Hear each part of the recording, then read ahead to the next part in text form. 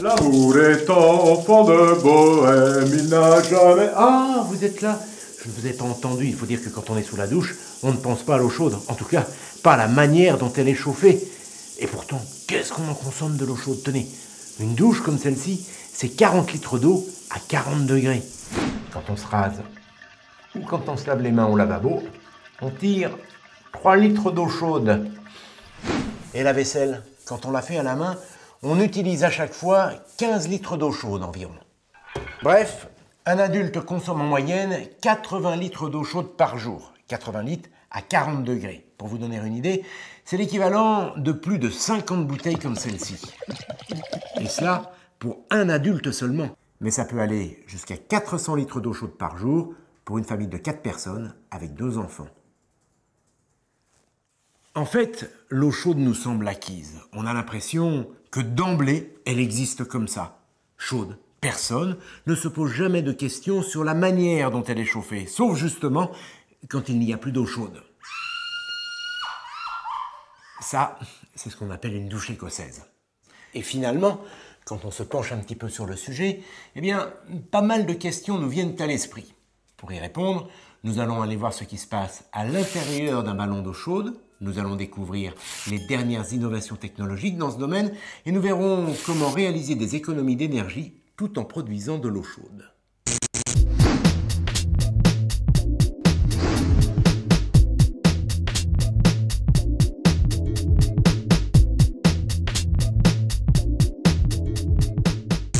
Un chauffe-eau électrique, le fameux ballon d'eau chaude, a 2 fonctions. Chauffer de l'eau et la stocker. La chauffer la nuit, quand les tarifs de l'électricité sont les plus avantageux, et la stocker pour pouvoir la consommer chaude, à température constante, à tout moment de la journée. Alors du ballon d'eau chaude, on a une image un peu simpliste, celle d'un gros réservoir, tout blanc, sans vraiment savoir ce qu'il y a à l'intérieur. Et bien justement, je vous propose de découvrir ce qu'il y a sous le capot. Un chauffe-eau, pour faire simple, fonctionne un peu comme une grosse bouilloire électrique.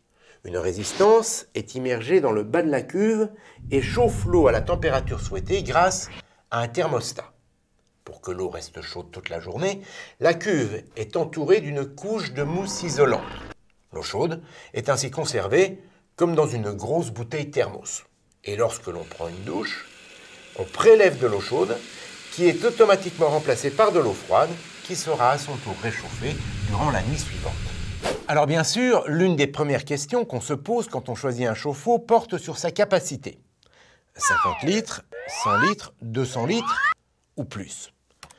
Avant de sortir la calculette, il faut savoir qu'à l'intérieur du ballon, l'eau est chauffée en moyenne à 65 degrés Celsius. Or, personne ne prend une douche à 65 degrés. On se brûlerait. En fait, quand on tire de l'eau chaude, il s'agit d'un mélange de l'eau à 65 degrés et de l'eau froide pour que l'eau de la douche, par exemple, atteigne environ 40 degrés. Ce qui veut dire qu'avec un ballon de 200 litres, par exemple, 200 litres d'eau chauffée à 65 degrés, on obtient environ 400 litres d'eau à 40 degrés. C'est ce qu'on appelle le V40, le volume d'eau chaude disponible à 40 degrés. Cette notion est très importante au moment où l'on fait son choix. En effet, à capacité identique, plus un chauffe-eau possède un V40 élevé, plus il est performant. On vient de le voir, un chauffe-eau électrique fonctionne en gros comme une bouilloire. Or, tous ceux qui utilisent une bouilloire ont observé qu'à la longue, la résistance s'entartre. Eh bien, les chauffe-eau électriques sont logés à la même enseigne. Les résistances qui sont directement plongées dans l'eau, des résistances que l'on dit blindées ou thermoplongées, risquent à la longue, elles aussi, de s'entartrer. Le problème, c'est que lorsque le dépôt de tartre est trop important, la résistance ne peut plus chauffer correctement. On risque alors de ne plus avoir d'eau chaude. Une seule solution dans ce cas, changer la résistance en vidangeant au préalable le chauffe-eau, ce qui franchement n'est pas très pratique. Pour éviter de telles situations, les ingénieurs ont développé la résistance stéatique, une résistance qui est protégée par un fourreau. De cette manière, la résistance n'est plus en contact direct avec l'eau. En plus, la surface d'échange du fourreau, qui est 2 fois plus grande que celle d'une résistance blindée, assure une meilleure répartition de la chaleur. Du coup, la température nécessaire pour chauffer l'eau n'est plus que de 85 degrés au lieu de 125. C'est mieux car le tartre se forme plus facilement quand la température est plus élevée. Avec cette résistance, le dépôt de tartre est donc moins important, sans compter qu'en cas d'intervention, c'est plus simple. En effet, on peut retirer la résistance sans vidanger le chauffe-eau. Si on se résume, la résistance stéatite est donc incontestablement plus performante.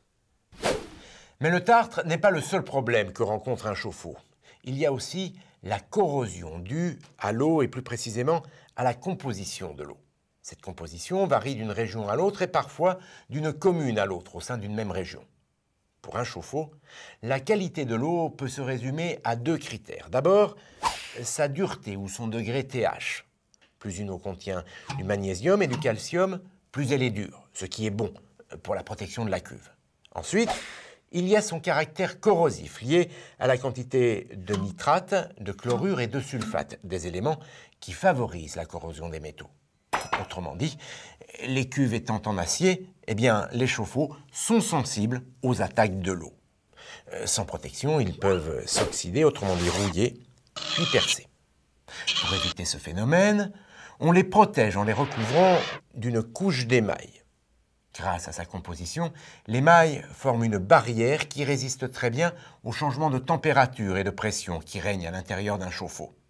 Cela dit, la porosité naturelle de l'émail permet malgré tout à l'eau d'entrer en contact par endroits avec l'acier. Par conséquent, si cette protection par émaillage est nécessaire, elle n'est pas suffisante. C'est la raison pour laquelle elle est toujours couplée à une protection complémentaire. Il en existe plusieurs types et nous allons voir de plus près comment elles fonctionnent.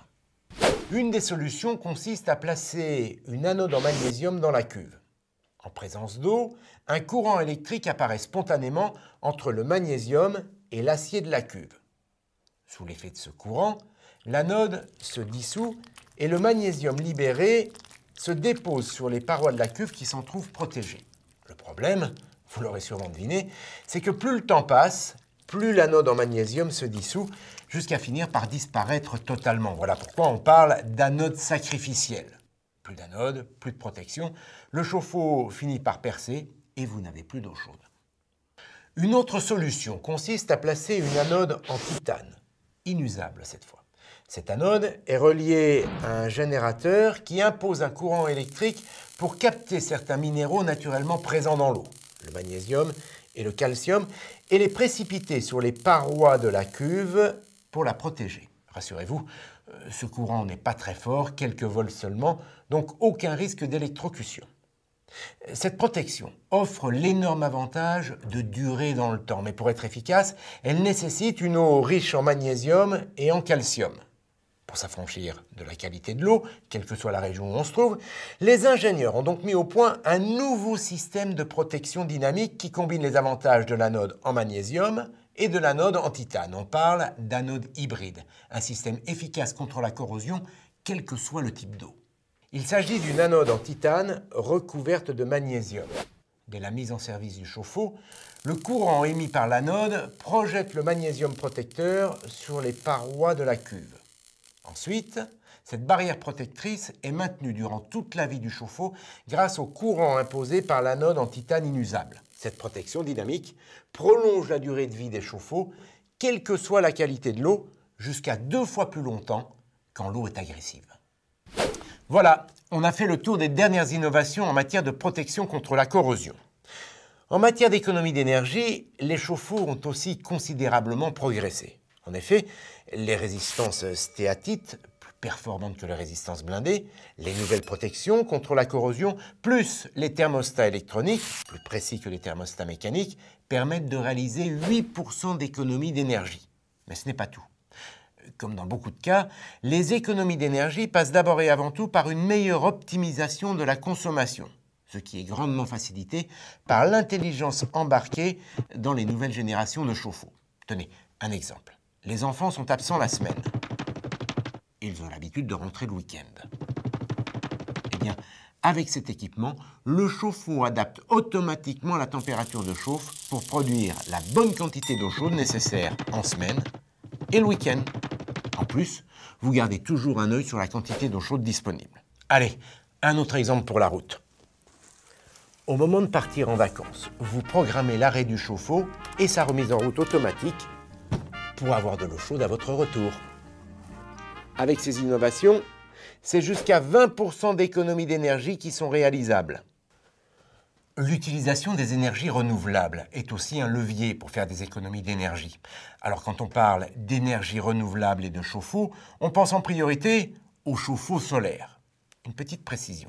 Dans ce cas, l'énergie solaire n'est pas utilisée pour produire de l'électricité, mais pour chauffer l'eau. Les panneaux solaires réchauffent un liquide, de l'eau mélangée à de l'antigel en l'occurrence, qui à son tour va réchauffer l'eau contenue dans la cuve.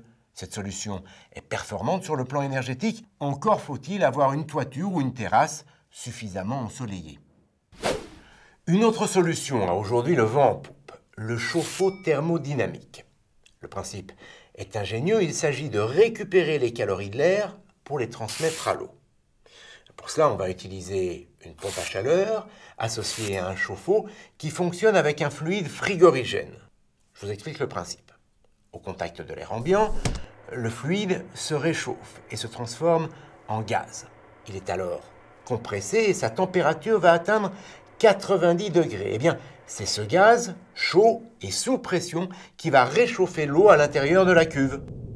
Comme le fluide se refroidit, il redevient liquide et il est à nouveau prêt pour recommencer un cycle.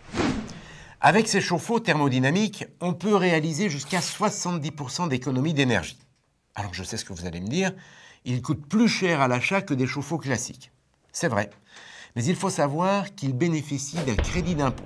Ça ne fait pas tout, mais quand on ajoute les économies qu'ils nous font réaliser, eh bien, au bout de la 4e année, le surcoût est amorti. Et au-delà, eh bien, ces chauffe-eau thermodynamiques deviennent plus rentables. Voilà, vous avez tout sur le chauffe-eau et maintenant, quand vous prendrez votre douche, eh bien, vous saurez d'où vient l'eau chaude et comment faire des économies d'énergie. Bon, j'y retourne parce qu'il reste encore un peu de mousse. I'm singing in the rain, la la.